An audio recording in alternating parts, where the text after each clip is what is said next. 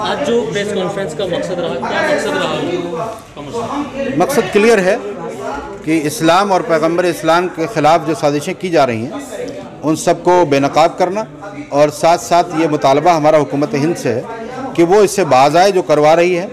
हम ये बिल्कुल बर्दाश्त नहीं कर सकते किसी भी तरह।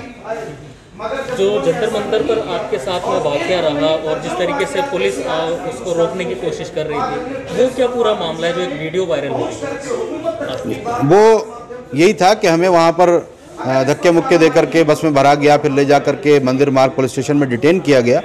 ये सब पूरा प्री प्लान था, बहुत प्रेशर बनाया गया। हमें पहले नज़रबंद करने की प्लानिंग थी, उसमें सक्सेस नहीं हुए तो ये किया, लेकिन ये अभी तो इनिशिएटिव हमने लिया, अभी तो स्टार्ट है, अभी आगे बहुत कुछ होना है।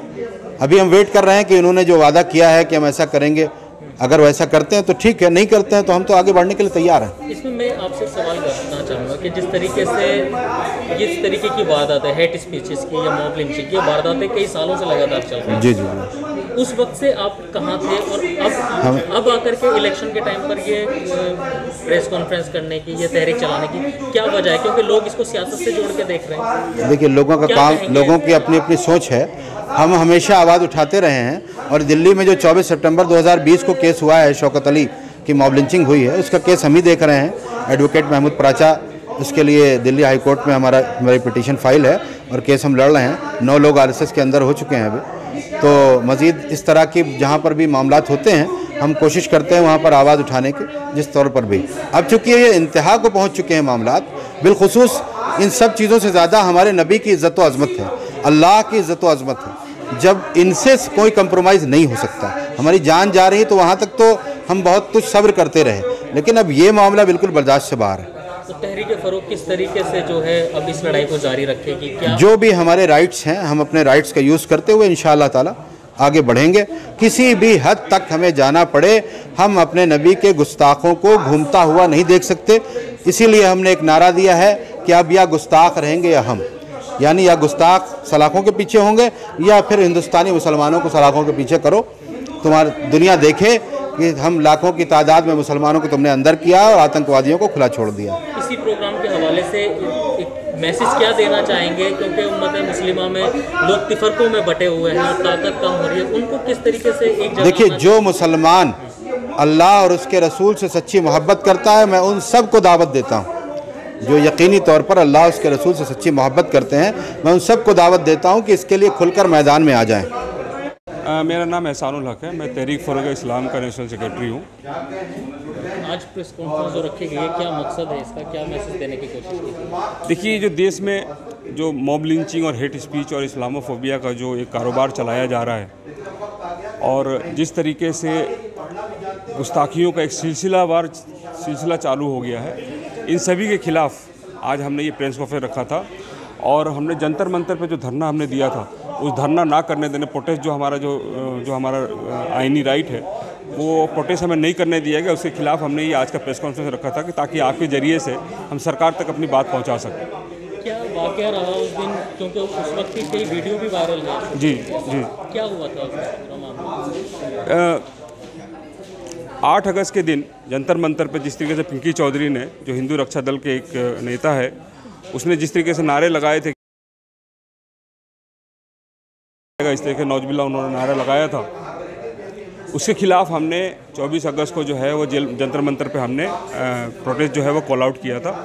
हमने अपना प्रोटेस्ट का जो है वो रिटर्न में जो है वो डीसीपी पार्लियामेंट स्ट्रीट को हमने इन्फॉर्म कर दिया था कि हम जो है वो 24 तारीख को प्रोटेस्ट करने के लिए आ रहे हैं। अगरचे इन्फॉर्म करने के बावजूद हमें जो है वो प्रोटेस्ट नहीं करने दिया गया, और प्रोटेस्ट शुरू होते ही हमें जो है वहाँ से गिरफ्तार कर लिया गया, और हमारी पूरी टीम को उठा के करीब 40-50 लोग थे जिनको जो है वो पुलिस ने जो है पूरी रात तक डिटेन करके रखा, और फाइनली हमें जो है उन्होंने दिल्ली के बॉर्डर के बाहर हमें ले जाकर उन्होंने छोड़ दिया था। ये प्रेस कॉन्फ्रेंस करने का मकसद यही था कि जो बात हम प्रोटेस्ट के जरिए सरकार तक पहुँचाना चाहते थे, वो बात हम मीडिया के जरिए जो है वो सरकार तक पहुँचाए। हम सरकार से हमारी मांग यही है कि जितनी भी इस तरीके की जो बातें की जा रही हैं, जो हेट स्पीचेस दिए जा रहे हैं, जो मॉब लॉन्चिंग किया जा रहा है, जो और ये लोग छुपे हुए नहीं हैं, इनकी जो ऑर्गेनाइजेशन है, इनका नाम बड़ा क्लियरली सबको पता है, कौन लोग इसको लीड कर रहे हैं वो पता है। सरकार इनको फ़ौरन गिरफ्तार करे और ऐसे लोगों को सलाखों के पीछे डाले, क्योंकि ये इस देश की अमन चैन को ख़राब करने में लगे हुए हैं। हम नहीं चाहते कि इस देश की अमन चैन ख़राब हो। आपको मैं एग्जाम्पल दूँ, यतीनानंद सरस्वती, इसने जो है वो उससे पहले भी और मार्च में जो इसने पहले गुस्ताखी की थी, उसके बाद से जाने कितनी लाइव कॉन्फ्रेंसेस ये कर चुका है। जो यूट्यूब चैनल्स वगैरह पे ये आके रोज़ जो है एक वीडियो जो है वो करता है और ब्लॉग बनाता है और बना के जो है वो इस्लाम के खिलाफ और मुसलमानों के खिलाफ जो है वो कत्लेआम की जो है जेनोसाइड की बातें करता है। लेकिन इसके बाद भी इसको अभी तक गिरफ्तार नहीं किया गया। हमारी सरकार से मांग यही है कि ऐसे लोगों की जुबान पर लगाम लगाया जाए और इनको फ़ौरन जो है वो जेल के पीछे डाला जाए। मैं मोहम्मद अख्तर रज़ा ख़ान मिसबाही मुजद्दिदी मुंबई से ताल्लुक़ रखता हूँ। और क्या पैगाम देने की कोशिश की? देखिए, हम सिर्फ एक बात लेकर के आए हैं। हम लोग कोई सियासी लोग नहीं हैं, ना हम किसी पार्टी से ताल्लुक़ रखते हैं। हम सिर्फ इतनी बात लेकर के आए हैं कि हम मुसलमान हैं और हम अपने मुल्क पे फ़ख्र करते हैं, अपने मज़हब पे फ़ख्र करते हैं। हम जितनी शान के साथ अपने आप को मुसलमान कहते हैं, उसी शान के साथ अपने आप को भारतीय और हिंदुस्तानी भी कहते हैं। हम सिर्फ ये मांग लेकर के आए हैं कि इस वक्त पूरे मुल्क के अंदर जो जहरीला माहौल पैदा किया जा रहा है, नफ़रत की सियासत की जा रही है और अल्लाह और रसूल की शान में इस्लाम के ख़िलाफ़, पैगम्बर इस्लाम के ख़िलाफ़ जो भद्दी गालियाँ दी जा रही हैं, बकवासें की जा रही हैं, इससे मुसलमानों को सख्त तशवीश है और शदीद तकलीफ़ है। इस पर फ़ौरन कार्रवाई की जाए और जो इसके मुजरिम हैं उन्हें गिरफ़्तार करके सलाखों के पीछे किया जाए, वरना अगर ऐसा नहीं हुआ तो पूरे मुल्क के अंदर अमन को ख़तरा लायक होगा और मुसलमान सड़कों पे आएंगे। इस तरीके की वारदातें पिछले लगातार कई सालों से हो रही हैं, लेकिन तब से आप कहाँ थे? किस तरीके की आवाज़ उठाते चले आ रहे हैं? देखिए, ऐसा है कि आवाज़ें उठी हैं पहले भी, लेकिन हुकूमत ने पहले भी तवज्जो नहीं दिया था। इसीलिए हम मजबूर हुए हैं प्रेस क्लब ऑफ इंडिया में अपनी बात रखने पर। अगर हुकूमत ने हमारी आवाज़ को सुना होता, जब भी गुस्ताखियाँ हुई हमने FIR किया, प्रशासन को उसकी इत्तला दी, कार्रवाई की मांग की, मगर अब तक ये हुआ नहीं। तो सब्र का भी एक पैमाना है। धीरे धीरे ये बहुत तेज़ी के साथ आज सोशल मीडिया पे, नेशनल मीडिया पे गुस्ताखियाँ फैल गई हैं, अब नाकाबिले बर्दाश्त है। इसलिए हम मजबूरन एक बड़ा आंदोलन और एक बड़ा कदम उठाने के लिए हमने ये बात रखी है। और क्या पैगाम देना चाहेंगे? हम अपने मुल्क के सारे देशवासियों को एक पैगाम देना चाहते हैं कि देखिए, मुल्क हमारा है, इस मुल्क के अंदर अमन बरकरार रखना हर शहरी की जिम्मेदारी है। इसलिए कोई भी किसी भी समुदाय से अगर वो नफ़रत और जहरीले माहौल को पैदा करता है, भड़काऊ भाषण देता है और मजहबी शख्सियात को निशाना बनाता है, तो उसके ख़िलाफ़ हम ख़ुद जागरूकता दिखाएं।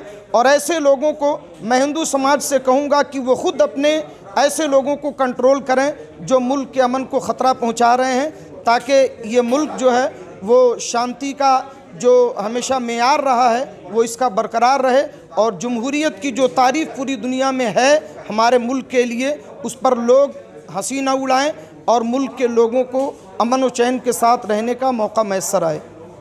क्या लगता है आपको, क्यों कार्रवाई नहीं करती सरकार ऐसे लोगों पर? कानून क्यों कार्रवाई नहीं करता? देखिए, आपने ये कहा कि सरकार कार्रवाई क्यों नहीं करती है।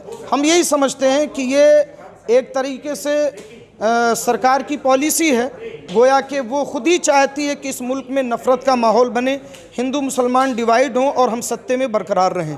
तो शायद ये सत्ते की रोटी सेकने के लिए हिंदू और मुसलमानों को लड़ा करके एक घिनौना खेल खेला जा रहा है, मगर उन्हें सिर्फ अपना सत्ता नज़र आ रहा है, मुल्क का अमन और चैन नज़र नहीं आता। उन्हें ये भी समझ में नहीं आता कि ये मुल्क एक जमहूरी मुल्क है और हर एक को अपने राइट्स हासिल हैं। इसलिए किसी के ख़िलाफ़ ऐसी बातें नहीं होनी चाहिए।